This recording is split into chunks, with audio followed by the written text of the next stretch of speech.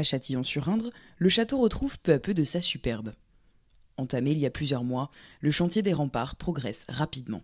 Alors là, nous sommes sur la terrasse du château. C'est quelque chose de très innovant. Elle est contemporaine au château.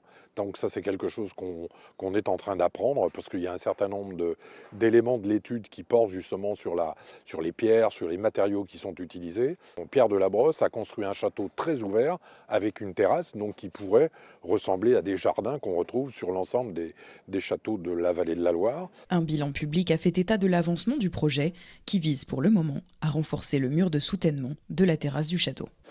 Donc, première phase des travaux qui consiste à la mise en sécurité des travaux du rempart. C'est un travail de longue haleine qui a été entrepris. Il y a donc un remblai très important. Elle est soutenue par un rempart extérieur. Une première partie du rempart avait été rénovée en 1979 et l'autre partie ne l'était pas. Une étude avait montré qu'il y avait des points assez dangereux.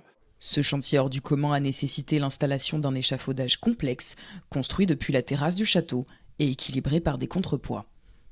Un dispositif exceptionnel et pour cause, les remparts qui surplombent de plus de 15 mètres les habitations châtillonnaises menaçaient de s'écrouler. Quand on m'a dit et rapporté ces éléments de danger, je dis il faut faire quelque chose sur cette terrasse, mais ça représente un investissement très important pour notre ville et sans aide, notre commune n'était pas en mesure de réaliser de telles opérations. À terme, le château hébergera des institutions de la ville, mais sera également un lieu de rencontre culturel et professionnel. D'une part, un espace de coworking, d'y ramener la maison France Service, d'y loger le centre François Garnier qui actuellement se trouve dans la chapelle.